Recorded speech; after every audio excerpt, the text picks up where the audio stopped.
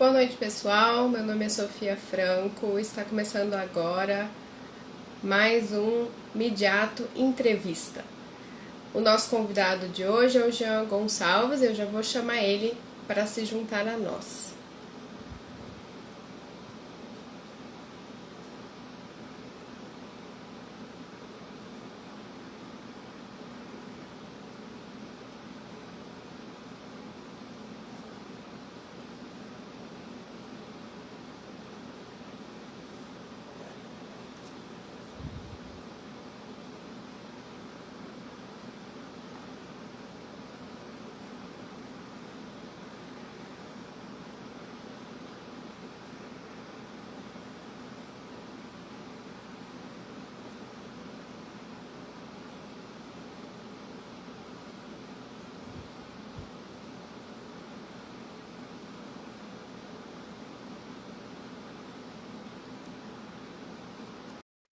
Boa noite, Andréia.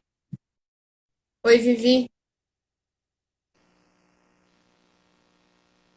Oi, Jean. Boa noite. Boa noite, Sofia, tudo bem? Boa noite, pessoal que Tudo está bem? escutando a gente. Tudo.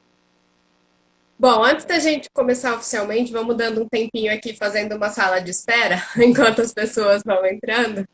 É, conta pra gente, Jean, você gosta de assistir série, gosta de assistir filme? Tem alguma recomendação para este momento? Olha, gosto bastante. Atualmente eu acabei de terminar a quarta temporada de The Crown, né? Essa está sendo a minha queridinha há um bom tempo. Eu não sei se todo mundo está estimulado a assistir, mas é uma série que me estimula bastante. Mas tem muita coisa aí pra gente ver, né? Acho que o desafio é equilibrar a vida acadêmica, pesquisa e outras atividades com essa abundância de filmes e séries pra gente ver. Ah, com certeza. Sempre tem uma coisa nova, sempre aparece uma nova e você fala, meu Deus, e agora? Mais uma pra lista. E Mas também o que você achou? Você viu essa temporada, né? Tem figuras importantes aí na série. A Diana, a Thatcher aparecendo aí, personagens, né, da história do Reino Unido. Você gostou? exatamente. Eu vi algumas críticas, mas assim, de forma geral, muito positivas a série nessa temporada. Não, eu gostei bastante. Alcançou minhas expectativas. Eu vou muito na crítica da Natália também, a Natália do grupo do Midiato, né? A Nath trouxe uma avaliação muito boa, principalmente em relação a Thatcher, né? Que eles conseguiram torná-la uma personagem mais complexa e um pouco até afável demais, mas que talvez a série poderia ter explorado um pouquinho também as controvérsias políticas dela, né? Mas foi um ótimo resultado. Pena que já acabou pra mim, né? Tem que esperar um bom tempo pela quinta temporada. Isso aqui é o duro de maratonar, né? Assim, a gente assiste de uma vez, aí você fala, agora fiquei órfão, vou ter que esperar mais um ano para vir mais uma temporada, né? A Rosana também Exatamente. falou que assiste The Crown. Ela é uma apreciadora da família real. Nós somos aficionados, ficamos seguindo no Twitter a família real. Outra que eu também tô gostando muito é o Gambito da Rainha, que eu recomendo também. Ah, essa eu não assisti ainda. É um amor. Não é só pra quem é fã de xadrez, eu gosto, sou xadrezista, mas não é só pra quem joga. Acho que é uma história feminina muito forte e feminista, né, ao meu ver, né? Ah, que bom. É importante essas histórias, assim, né? Acho que no streaming elas têm aparecido com bastante frequência, assim. Acho interessante, eu gosto bastante. Uma que eu assisti recentemente e eu gostei foi o Undoing, da Nicole Kidman com o Hugh Grant. Essa ainda não vi. Assistimos em família. Ela agradou mais de uma pessoa da minha família. Então conseguimos assistir em família. Bom, vamos então começando aqui, que eu já vi que estamos aqui, algumas pessoas já estão nos assistindo, então vamos começar oficialmente a nossa noite de hoje. Então, muito bem-vindos, bem-vindas. Eu sou Sofia Franco, eu sou integrante do Grupo Midiato, que é o grupo que pesquisa linguagens e práticas midiáticas na Escola de Comunicações e Artes da USP. E o Midiato está fazendo essa série, né, aqui no Instagram, chamada Midiato Entrevista, que desde julho a gente iniciou, né, essa programação aqui no Instagram, o intuito, né, de pensar a questão da divulgação científica, os sistemas de produção científica, né? E para tentar um pouco extrapolar os muros, né, da universidade, democratizar um pouquinho esse acesso ao conhecimento, né? Promover discussões, debates, diálogo e também mostrar um pouco do nosso trabalho para o público, né? Que é sempre bom. Cada semana, né, a cada edição, a gente chama um convidado, às vezes são pessoas do próprio grupo, às vezes, como o Jean, são amigos do Midiato, pessoas que são nossos companheiros de trabalho, estão aí nessa jornada conosco, que é sempre bom também estabelecer um diálogo com outras pessoas, né? Então, bem-vindo, Jean, você que é o nosso convidado de hoje. Então, o Jean é professor de jornalismo e relações públicas no PIAN-FAAN, Centro Universitário. Ele é doutorando de Ciências da Comunicação na Universidade de São Paulo. Também mestre pela mesma instituição. E é membro do grupo de pesquisa Epistemologia do Diálogo Social, da ECA USP. E atua nas pesquisas e escrita acadêmica sobre narrativas jornalísticas e ensino de jornalismo, práticas midiáticas de respeito e de reconhecimento da população LGBT, QI+, e experiências midiáticas sobre direitos humanos e grupos vulneráveis, estudos de gênero e teoria queer na comunicação social. Uhul! Fiz aqui um apanhado geral, Jean, mas agora é a sua vez. Se apresente para o nosso público aí. E se você puder contar um pouquinho, né? Começar contando um pouco da sua trajetória até aqui, né? Assim, da tua trajetória acadêmica, como que você resolveu entrar nesta nossa área. Muito obrigado, Sofia, pela apresentação. É bastante coisa para sintetizar, né? Espero que a gente possa conversar um pouquinho. Me considero um amigo pessoal de várias pessoas do grupo de pesquisa do Midiato e um amigo do grupo em termos de pesquisa, né? Me inspiro muito na produção de todo mundo do Midiato. Então, estou muito feliz de estar aqui e poder fazer essa troca com vocês. Bom, acho que para começar, eu tenho que retomar minha trajetória no jornalismo, né? Primeiro na graduação. E aí parto a partir da iniciação científica, né? Porque eu acho que é um momento muito inspirador para muitos de nós. É ali que nasce esse desejo por saber mais, produzir um novo conhecimento, gestar um novo saber. E a gente busca ali, às vezes, um tema que não está tão contemplado na graduação, que não está ali como um componente curricular, e encontra num professor uma inspiração, uma ponte de diálogo para começar a pesquisa, né? Então, lá em 2009, eu ingressei na Universidade Presbiteriana Mackenzie, né? Eu comecei meu curso de graduação em jornalismo e iniciei uma pesquisa de iniciação científica que abordava, né, diferentes veículos da imprensa LGBT brasileira, mas principalmente da imprensa homossexual masculina, né? No caso, Lampião da Esquina, Sui Generis, e no momento era a revista Dom, que era uma revista dos anos 2000, ela já foi encerrada, mas todas elas buscando entender quais eram os discursos, quais eram as vozes, quais eram as identidades projetadas, os reconhecimentos que eram dados para a sociedade sobre a homossexualidade. Então ali eu comecei a pesquisa e dali foi minha ponte também para a atuação profissional, onde eu comecei a trabalhar para a revista Júnior do Grupo Mix Brasil. O Mix Brasil hoje está voltado especificamente para o festival, né, de cinema e de cultura, que aconteceu recentemente, agora no mês de novembro, mas o festival e o grupo editorial, né, tinha um braço para o jornalismo, principalmente para o jornalismo online, que era o site Mix Brasil, e para o impresso, que era a revista Júnior. Então, eu fui primeiro estagiário nos dois veículos e depois me tornei repórter especial, escrevi muita coisa que envolve a temática LGBT que ia mais. Então, isso me estimulou a ir para a pesquisa e iniciar a proposta de pesquisa na Universidade de São Paulo. Bom, já conta então um pouquinho, né? Você começou então pelo IC e depois você foi fazer mestrado na Universidade de São Paulo, né? O seu tema do seu mestrado também era essa relação, né, dos desafios das narrativas jornalísticas sobre as LGBT. E então, se você puder contar um pouquinho, né, dessa primeira fase, dessa primeira etapa aí da pesquisa. Claro.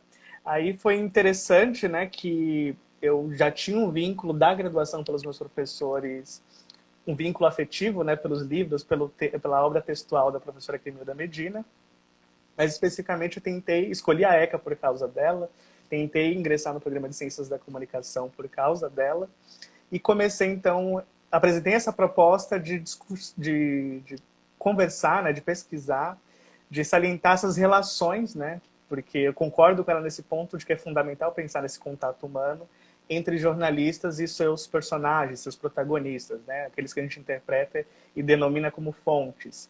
Então, esse era o tema do mestrado, né, foi essa construção ali que foi dada, e foi estimulada pela prática profissional. Eu via nos meus colegas da grande imprensa, vamos chamar assim, uma dificuldade de tratar desses temas quando era necessário. Passei por situações, talvez vocês todos se lembrem da cobertura, por exemplo, do veto ao programa Escola Sem Homofobia, né, o programa do Ministério da Educação, na época da gestão do Fernando Haddad e da presidente Dilma, né? Então, aquele momento estimulou muita discussão e uma incapacidade de muitos jornalistas até de nomear, de usar palavras sobre a comunidade LGBT. E eu via também essa mesma dificuldade sentida por nós, que estávamos numa mídia dita especializada, né, que dominaria teoricamente o tema, né? Uma falta de tato, em muitas vezes, uma falta de incompreensão, uma falta de respeito, em alguns momentos, com grupos que não correspondiam à mesma identidade, né? Então havia uma dificuldade maior de interlocução, de diálogo, por exemplo, entre a comunidade gay e lésbica, ou entre a comunidade gay e lésbica e o segmento trans. Então, a partir daí, eu fui pensar essas estratégias positivas, foi por aí que eu comecei, né?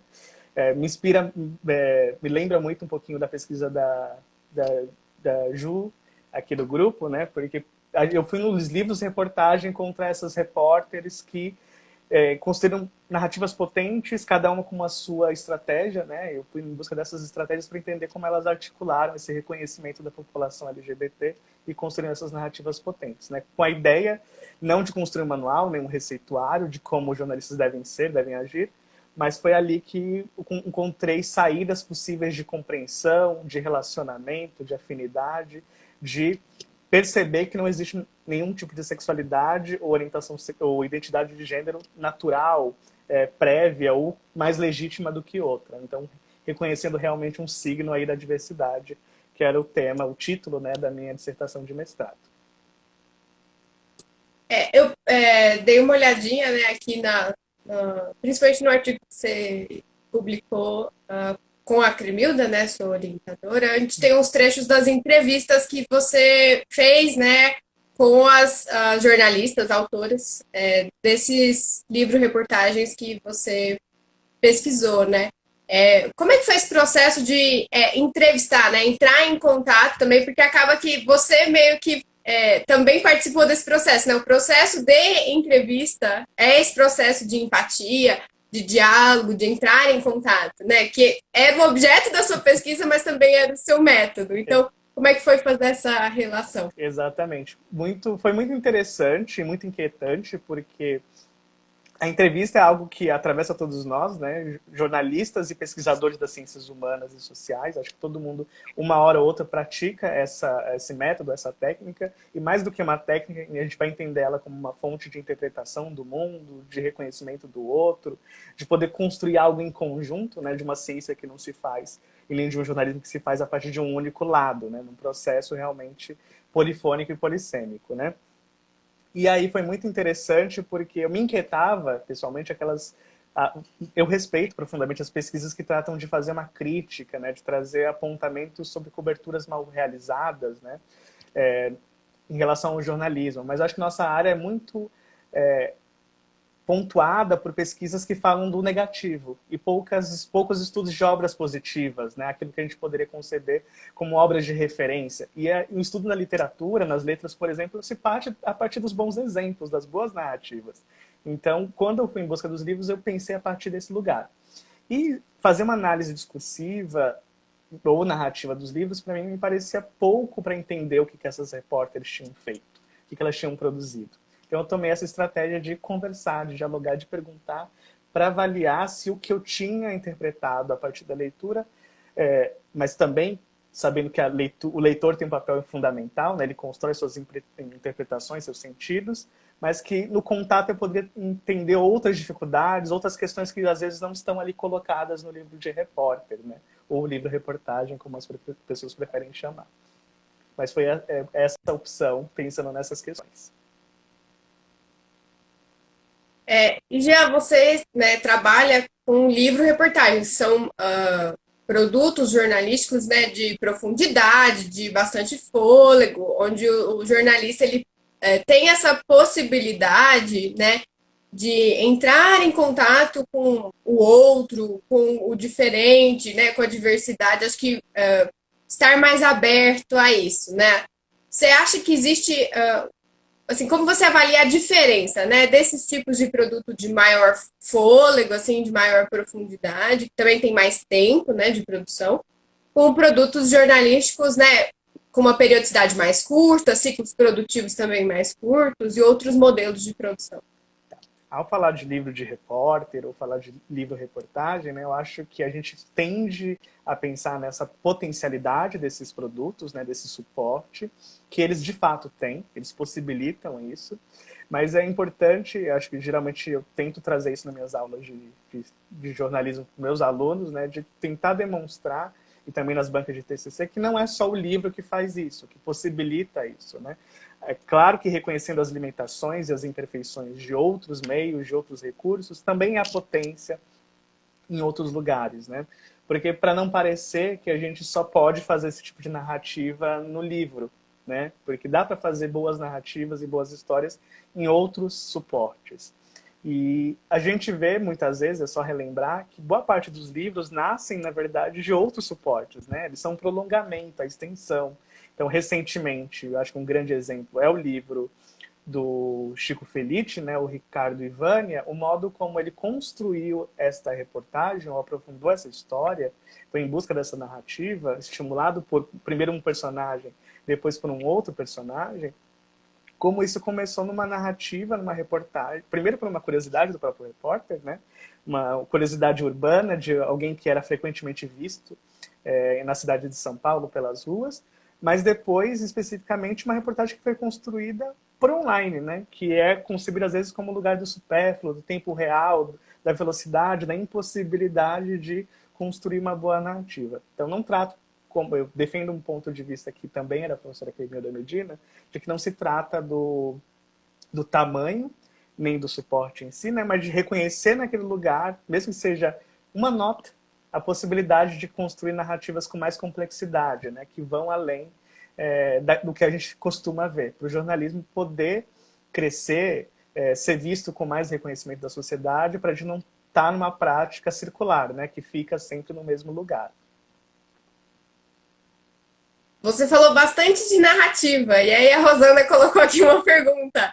Será que você Diga. poderia explicar o conceito de narrativa trabalhado no grupo, né, que é bastante produtivo para as nossas pesquisas em comunicação? No nosso grupo, né, que é o Grupo Epistemologia do Diálogo Social, a gente vai trabalhar narrativa a partir da ideia de um modo como a gente produz sentido a partir dela, né? A narrativa é um fio condutor de organização do caos da realidade, né? A gente está experienciando esse mundo, existem múltiplos fenômenos ocorrendo, a narrativa é a possibilidade de organizar, de dar sentido, de atribuir sentido, de compartilhar sentidos. Então é por esta perspectiva que a gente vai trabalhar a narrativa, muito ligada à narratologia e diversos autores da narratologia, né? Mas especificamente essa é uma frase que nos contempla muito, né? Essa ideia de que por meio da narrativa nós podemos conservar sentidos, administrar sentidos ou inovar, reinventar sentidos, né? Trazer algo novo para eles, né? Então tem um diálogo muito forte entre narrativa e cultura para nós aqui do grupo de Epistemologia do Diálogo Social. Bom, do seu grupo tem um nome que é o nome que está no nome da nossa live, epistemologias. E você, né, propôs para a gente esse tema epistemologias dissidentes. Então, se você pudesse entrar um pouquinho com a gente nesse conceito que você está explorando aí na sua pesquisa. Claro. Bom, eu fico muito feliz de poder falar da pesquisa de doutorado, né, que é a pesquisa que dá uma certa continuidade a questionamentos que ficaram da dissertação, mas nela eu vou buscar outras questões que são principalmente voltadas ao ensino de jornalismo, né? Vou me ater a uma possibilidade de um outro jornalismo, ou de um jornalismo melhor, ou com mais potencialidade para o século XXI. Para isso, eu vim estimulado durante muito tempo dos estudos de gênero, principalmente dos estudos feministas e queer, mas por aí eu vou começar a perceber de que há saberes tradicionais, convencionais do ensino de jornalismo, e saberes que são colocados à parte, como temáticos, como minoritários, como questões que de vez em quando a gente vai tratar, mas não é o foco da tua formação, né? Geralmente é a partir dessa perspectiva que a gente vai verificar. E aí eu tenho percebido e tenho acionado para a tese a ideia ou a noção, como eu prefiro chamar, de epistemologias dissidentes, mas também poderiam ser chamadas de dissonantes ou disruptivas, né? Essa ideia do que o não convencional, o não colocado, de algum modo incomoda, atravessa, se faz presente, né? E nós estamos percebendo isso cada vez mais pelos temas que estão aparecendo na cobertura midiática, na cobertura jornalística, né? A gente é atravessado o tempo todo por questões ligadas aos grupos de vulnerabilidade, mas especificamente isso também aparece na experiência da sala de aula. Os alunos trazem essas questões, não necessariamente está no currículo, mas os alunos trazem isso, se estimulam a fazer reportagens sobre certas temáticas, sobre certos grupos, e isso está às vezes no TCC, né? Eles querem construir narrativas com essas potencialidades, com esses temas, né? Pensando nesses grupos. Então eu trato epistemologias dissidentes com a ideia de que não são temáticas de nicho, não são temáticas de fora do eixo, não são para muitos não são temas principais do jornalismo, mas eu acredito que são questões que são colocadas que podem reestimular as visões de mundo dos jornalistas, né? Os saberes que os movem, que os constroem e que possibilitam com que eles articulem as vozes sociais, que eles articulem suas narrativas. Então, a partir daí, eu estou pensando nessa possibilidade de perceber nas narrativas e nas práticas jornalísticas e nas teorias do jornalismo essa renovação, essa possibilidade de incluir estudos de gênero, feministas, queer, contribuições negras, periféricas, antirracistas e decoloniais, tudo isso nesse pacote que eu estou chamando de epistemologias dissidentes. É um super pacote. É um super pacote. É um super pacote. Mas Aí, como materializar isso no doutorado, né? Geralmente é a pergunta que se coloca, né? Como tornar isso palpável, né? Eu estou tentando observar essas questões, claro, na cobertura, trazendo alguns acontecimentos recentes, mas especificamente estou tentando observar, primeiro no currículo, se há espaço e quando há espaço, né? Claro que existem propostas pedagógicas multiculturalistas e alguns cursos abarcam isso. Aí vou dar um exemplo. Muitos cursos já têm disciplinas de estudos de gênero na grade curricular de jornalismo como optativas, mas há também hoje uma experiência específica da Universidade Federal de Santa Catarina em que estudos de gênero é uma disciplina obrigatória do currículo no primeiro semestre do curso, né? Então ali está colocada uma epistemologia feminista para ser pensado, uma lente importante para ser pensado o jornalismo, né? Então, mais do que pensar que guinadas subjetivas, que algo que realmente é importante para mim, acho que os alunos trazem isso para uma questão de subjetividade, foi assim que eu comecei minha pesquisa lá na iniciação científica, uma questão que me atravessa como pessoa, como identidade, como ser vivente, mas também estou querendo pensar aqui em uma guinada epistemológica para o jornalismo, algo que tem uma articulação muito forte com outro texto, um outro livro que eu deixo de recomendação, da professora Camila Medina, que é o Ciência e Jornalismo, né? O jornalismo não está à parte dessas construções de saber,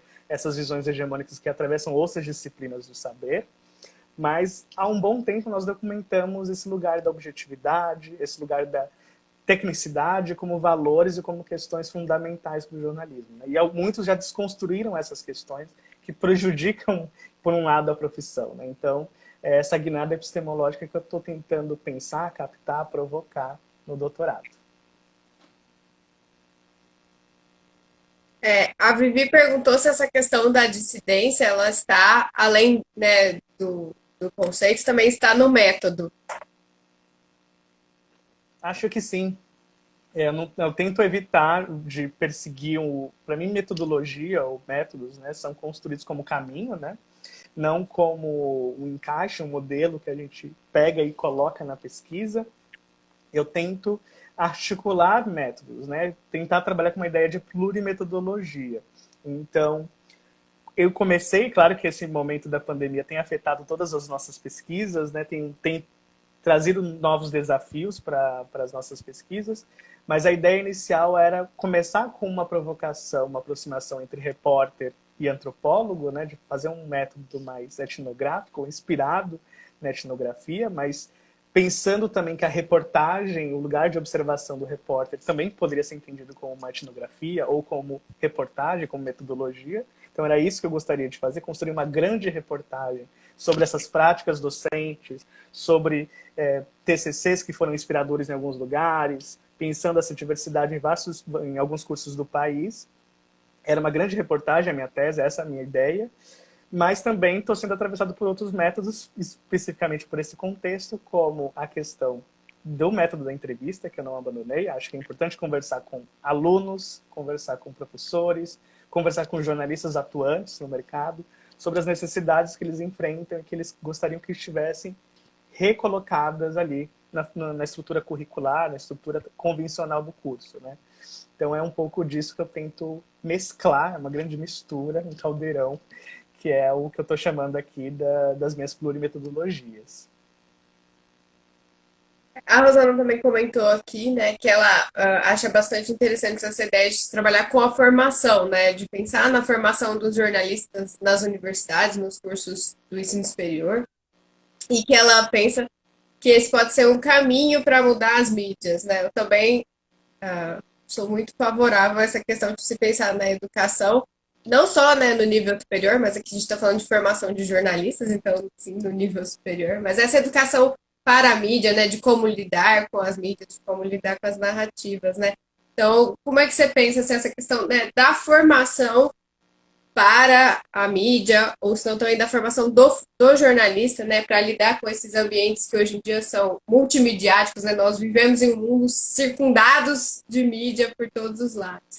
Bom, eu gosto muito dessa visão que a Rosana está colocando, porque eu concordo, estou em confluência total com ela, né? Eu concordo que, a ponto que a gente, e a professora Camila também fala disso, né, que estudar a dialogia, estudar o jornalismo como narrativa do mundo, não se encerra na formação, né? Os jornalistas, bons jornalistas procuram sempre o aperfeiçoamento, né? Mas eu estou me voltando à universidade para pensar realmente esse espaço como um lugar de potência, né, de constituir novos profissionais com novas visões de mundo, ou pelo menos com uma visão mais alargada, né, menos deficitária em certos pontos, porque também não deixo de apontar na minha pesquisa isso, que tanto nós como sujeitos, quanto os nossos produtos, né, a narrativa jornalística, ela é imperfeita, né? Ela não tem a intenção de ser a historiografia, nem ser um romance, né, que você tem tempo para um acabamento, para um aperfeiçoamento. As nossas narrativas, elas por natureza são imperfeitas e incompletas, né? Mas olhar para essas práticas no ensino é um modo realmente de transformar ou de inquietar esses profissionais para as questões que às vezes eles não vão encontrar em outros espaços. Ou que até aquele momento, por outros professores, não foi algo que foi inquietante, não esteve presente na formação de algum modo que possa estar presente agora. Então, um pouco sobre isso, sobre trazer essas sintonias, essas sensibilidades, essas responsabilidades, né?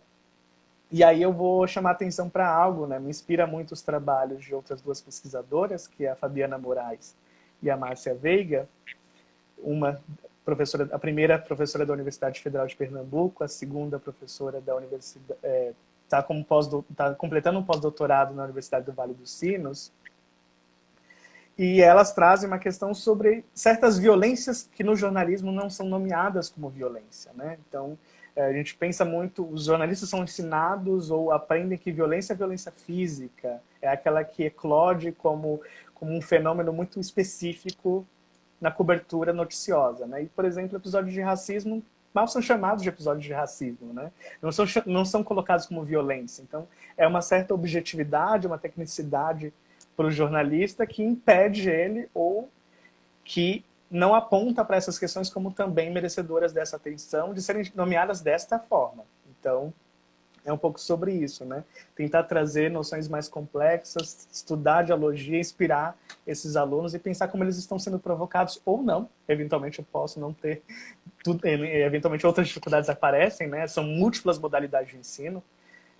O jornalismo hoje é ensinado de norte a sul do país, por mais de 300 cursos de graduação documentados pelo MEC, modalidades híbridas, presenciais, modalidades como a gente está vivendo, experienciando mais agora fortemente à distância. Então, tem que se reconhecer os cenários. As instituições têm múltiplas naturezas, privadas, públicas, confessionais. Então, tudo isso também mexe no papel desses profissionais. Então, é um pouco disso também que eu gostaria de registrar, documentar. São muitos desafios aí, né, para estruturar nessa pesquisa. Jean, pensando aqui um pouco, né, no nosso ecossistema midiático que a gente tem hoje, né, um ecossistema midiático onde o público também, né, é emissor de opiniões, de fatos, notícias, sejam eles fato mesmo ou não, né?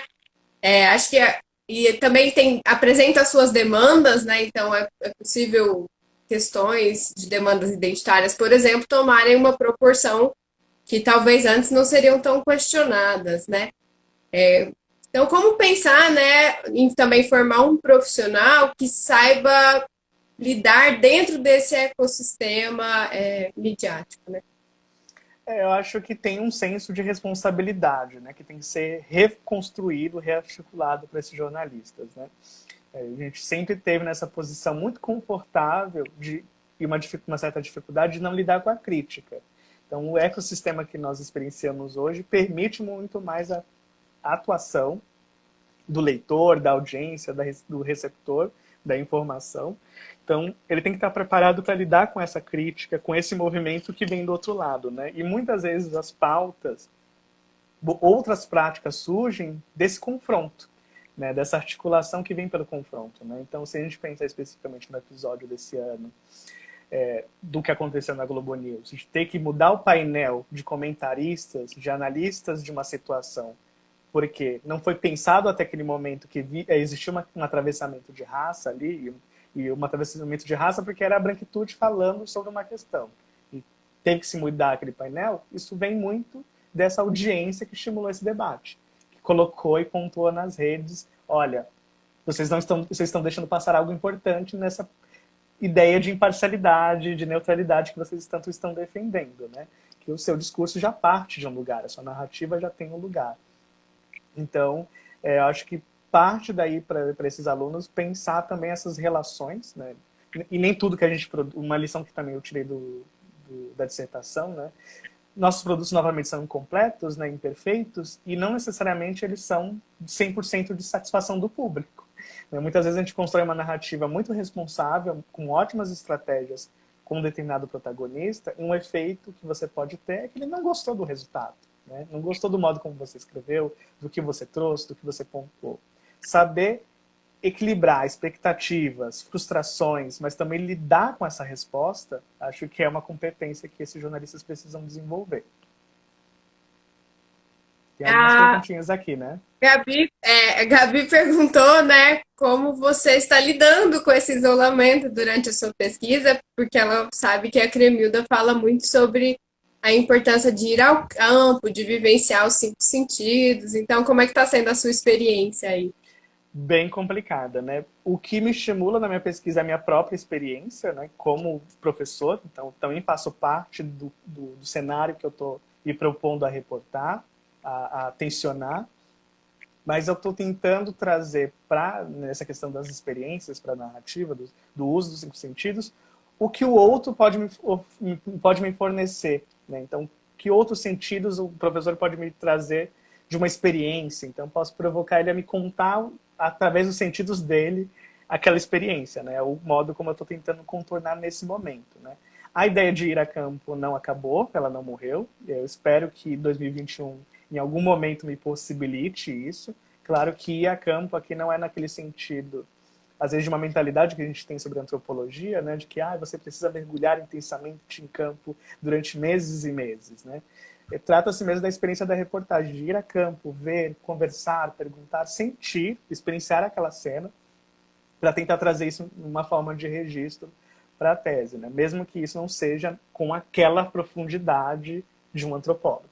Não é, isso é uma distinção importante no meu estudo. estou dentro do campo da comunicação, dentro dos estudos em jornalismo.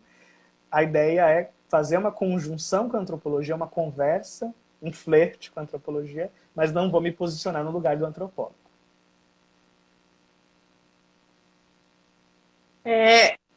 A Rosana também comentou aqui, né, que o curso de jornalismo é um dos mais procurados, né, da universidade, nunca deixou de ser procurado, né?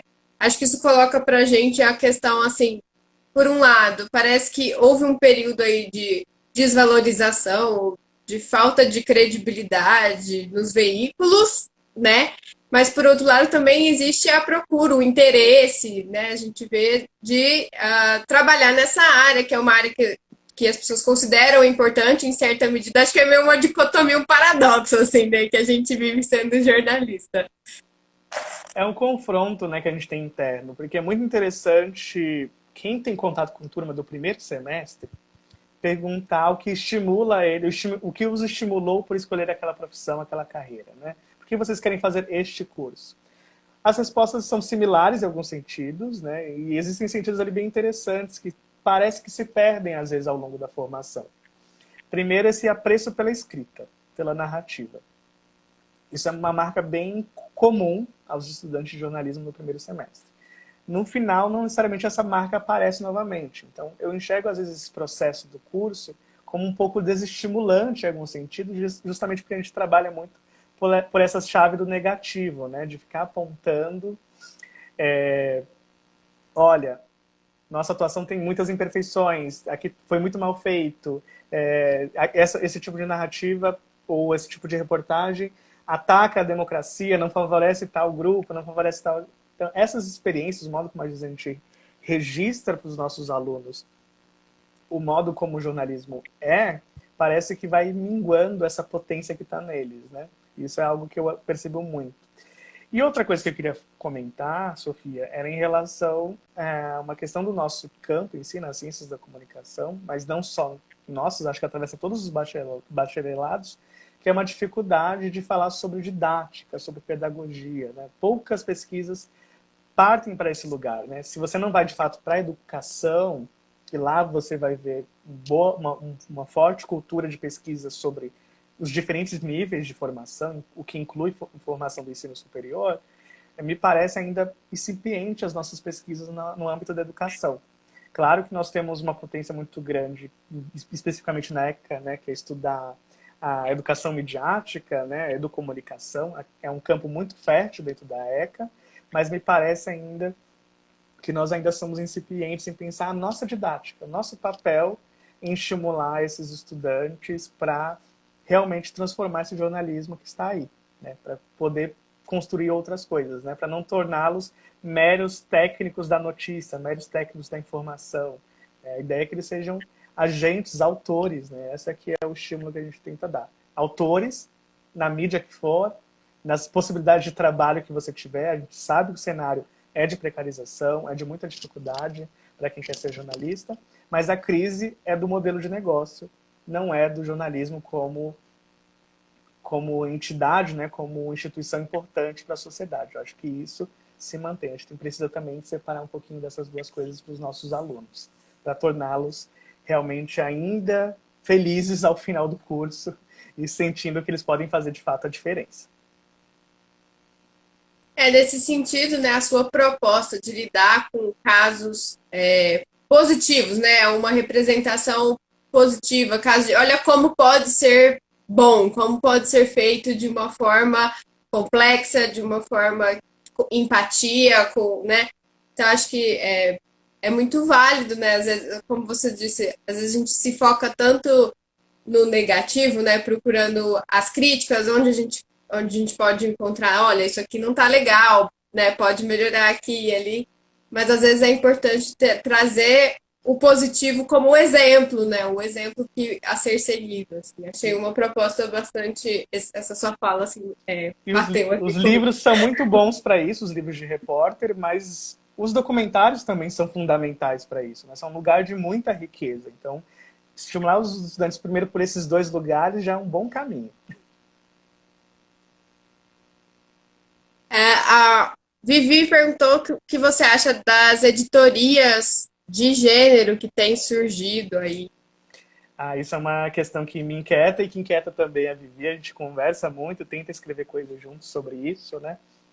Algo que a gente está documentando há um tempo e tentando construir algum tipo de interpretação sobre isso é que, desde 2017, especificamente, começou uma função nova dentro de alguns meios jornalísticos, né? Principalmente os mais convencionais. Começou pelo New York Times, com a Jessica Bennett, a criação da função de editora de gênero, né?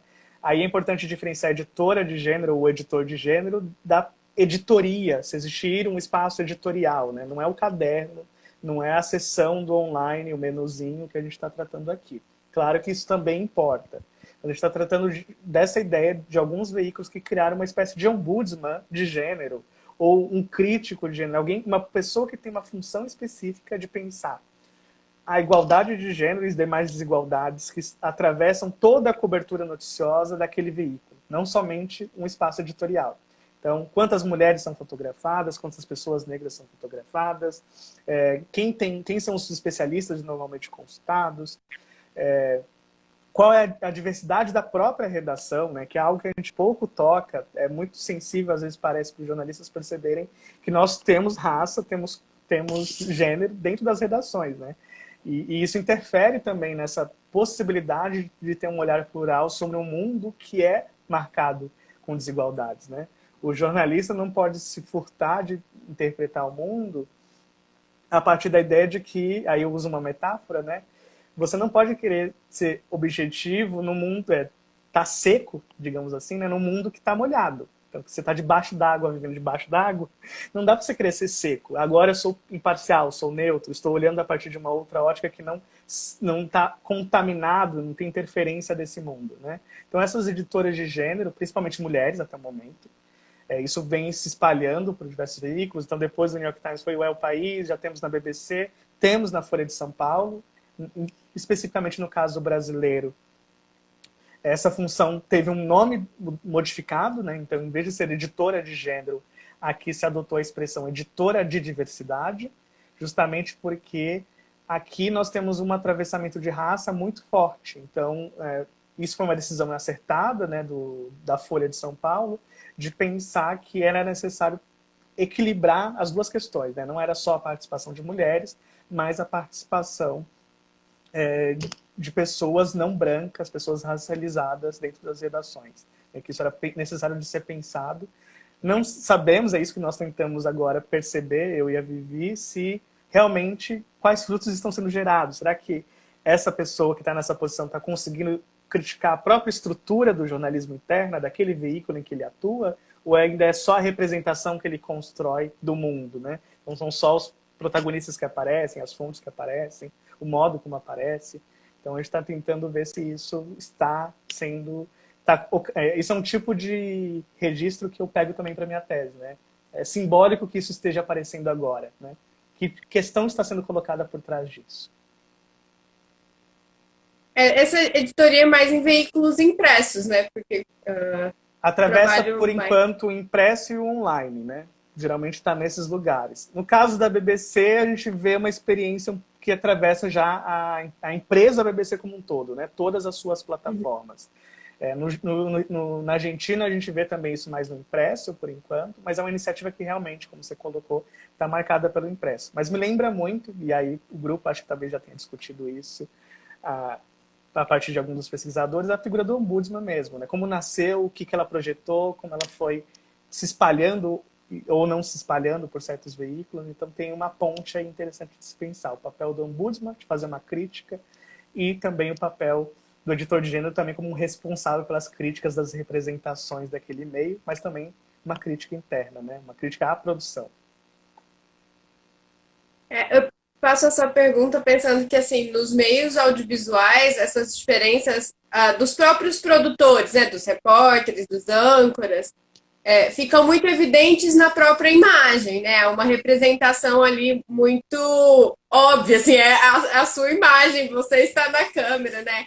E essa semana está acontecendo o Intercom, E no grupo, no GP que eu participo, teve algumas pesquisas que levantaram a questão, né, de não haverem âncoras, repórteres negros, né, de destaque, exatamente citando o caso da Globo, né, que teve que fazer aquela retração, assim, ou uma, né, fazer uma edição especial convidando, né, os seus comentaristas e âncoras negros para participar, justamente pela crítica, né?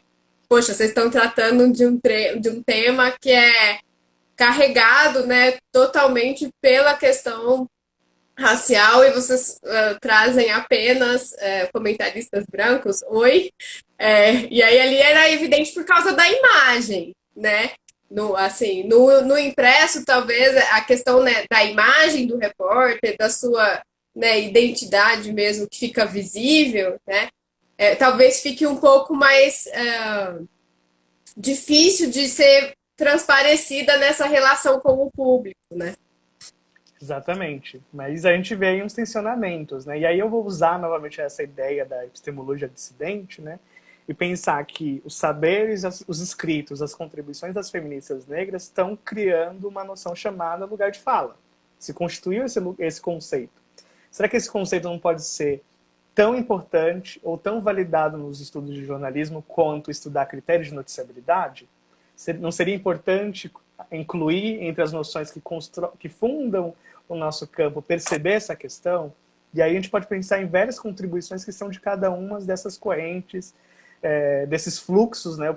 Eu tento pensar epistemologias dissidentes como um rio, né? Um rio com vários afluentes, então várias outras fontes de água estão desaguando nesse rio. Então, possibilitando um rio paralelo, talvez que possa vir a ser tão caudaloso quanto esse rio hegemônico do jornalismo, né? Então, pensar que essas contribuições vão poder, em algum momento, provocar. Olha, existe um outro caminho aqui, tem uma outra corrente que está pensando e praticando o jornalismo de outro modo. E isso já está acontecendo, né? É importante a gente registrar aqui o trabalho da Alma Preta, de todos os coletivos de jornalismo das periferias que nós temos hoje, em São Paulo e se espalhando pelo Brasil, pensar o trabalho dos coletivos de diversas mídias que estão trabalhando com gênero e mídia, né? Então, pensar desde nós mulheres da periferia até o papel da... às vezes eu perco os nomes, tá? Gênero e Número, no Rio de Janeiro, tem As Catarinas, em Santa Catarina. Então, são diferentes meios que estão mostrando isso de alguma forma, provocando o jornalismo convencional. E no campo do audiovisual, é um lugar de disputa quanto é também no impresso, né? No impresso a gente pode contar os colunistas, os editores, quem emite opinião, que é um lugar de poder muito importante dentro do impresso, mas quem é articulista, quem é repórter, quem é apresentador, né? Quem está construindo documentários para televisão. Então, são questões que na produção do audiovisual, acho que a gente pode ter um bom contato com o campo do cinema. E acho que no campo do cinema, muitos pesquisadores e pesquisadoras estão tensionando isso, pensando essas questões de representação, de inclusão dentro do campo do cinema. Talvez possa se criar um diálogo aí dos campos do audiovisual, né? Das diferentes esferas do audiovisual, pensando realmente da importância e do valor da imagem. Pensando um pouco, né, você citou aí algumas mídias alternativas, né? Mas a Rosana perguntou, pensando, né, nessas ações das mídias, como diferenciar, né, o que é de fato transformador, né, das apropriações que esvaziam esses discursos, né, e que são feitas com fins aí mercadológicos, né, de atender uma demanda do público, mas não realmente transformador. Bom, isso é a parte mais difícil, realmente, da gente começar, principalmente para o público, né, perceber essas questões. Somos cooptados por questões do capitalismo, né, pelas lógicas que atravessam diversos setores do mercado, e aqui eu não estou colocando a mídia como a parte desse problema, ela faz parte dessa questão. Eu sempre tento provocar as pessoas a pensarem a coerência discursiva com a sua prática, né? Pensando o discurso também como prática. O discurso não pode ser só aquilo que eu avento para o mundo como publicidade, como marketing, como campanha. Então, pensar realmente nas práticas. Eu acho que esse exemplo específico que a gente vivenciou nessas últimas semanas do Carrefour é muito evidente para nós de que uma empresa multinacional que atua em diversos territórios do mundo, que constrói uma relação de trabalho precarizada em diversos territórios e que cria uma campanha, cria uma discussão, um discurso social de que ela é um lugar de igualdade, de reconhecimento da diversidade, e passa até essa situação, experiencia esse episódio, mostra que algo não está andando em paralelo, né? Que existe um problema aí entre o discurso enquanto publicidade, enquanto visibilidade de uma ideia, enquanto o discurso enquanto prática, enquanto atuação. Então, aqui eu acho que a gente tem que pensar cada vez mais nessas articulações possíveis, onde de fato há um mínimo de mudança dessas cenários de desigualdade, onde de fato a gente vai perceber que mais grupos estão fazendo parte, outras visões, outras narrativas estão sendo construídas, onde não há desequilíbrio de importância. Também é importante pensar nos cargos de liderança, né, de gestão, de chefia. A gente precisa ver as pessoas subindo, tendo progressão na carreira.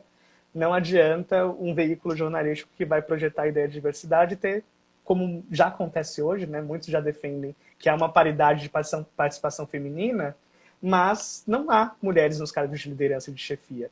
Quando você começa a olhar a estrutura da empresa, é masculina per si. E aí, esses valores masculinos entram, permeiam a prática dessas mulheres, né? Vai estar no que elas produzem também. Então, interferem na produção simbólica de sentidos que elas podem fazer. A Gabi falou que no campo da publicidade é exaustivo vivenciar esses discursos que ficam só nessa, só no discurso. A publicidade é o campo do vender. Ele quer te vender uma ideia. Agora, se aquela ideia é efetivamente praticada, né, é outra coisa. Acho que aí está aí a importância da... Não quero demonizar o campo da publicidade, são nossos colegas, são muito importantes para nós, mas trabalhar em articulação. Nós, jornalistas, com os publicitários, com as relações públicas, com os educomunicadores dentro das empresas, porque não tê-los também dentro das empresas, e demais profissionais do campo das mídias e da comunicação, com o mesmo peso e que com a possibilidade da gente poder interferir e apontar para outros espaços de poder dentro da empresa, né? De gente que, na verdade, tem uma outra formação, que é economista, que é administrador, que às vezes não pensam nessas questões, mas a gente poder ter possibilidade de resiliência, de conflito, de instaurar ali uma questão. Olha, se quer vender esse peixe, pratica algo primeiro, senão não vende. Acho que é importante pensar, né? Rosana apontou aí, nossos vizinhos de prédio, no caso Os da vizinhos, ECA. os vizinhos. Tem que... Vamos manter um diálogo com os vizinhos, né? A gente tem que estabelecer ponte com os vizinhos também. Vamos lá tomar um café, bate na porta, oferece uma xícara de açúcar, vê se eles estão precisando. E muitos profissionais do campo da publicidade estão cada vez hoje mais antenados nessa necessidade de articulação, né? Então eles estão preocupados com isso. Isso é bem importante. Acho que você levantou uma questão importante, né, que é pensar na questão, né, da hierarquia, de toda a organização midiática das empresas, enfim, né, que não é uma questão apenas do profissional, o repórter, ou o âncora, ou o editor, né, mas existe ali todo um contexto, né, para essa produção, para essas práticas, né, então a gente acho que precisa pensar, né, na organização, não só naquele profissional, né, mas em todo o ambiente em que ele está inserido, né? Exatamente. E aí, retomando uma questão das epistemologias, né, muitas vezes nós, profissionais do campo das mídias, da comunicação, somos interpelados com a ideia de que somos profissionais da ação. Faça, crie, produza, né, e não temos o tempo de refletir sobre aquilo que produzimos. Talvez pensar essas epistemologias na formação possam contemplar uma ação, mesmo que seja rápida, pragmática, em que tem um sinal, aparece uma lâmpada na hora da prática. Ali, olha, cuidado, é necessário ter uma escuta profunda, mais densa, ter uma equidade sendo pensada, que realmente esses temas não sejam colocados como temas à parte de uma questão que é da produção. Está na lógica do jornalismo e está na lógica de toda a produção de conteúdo midiático.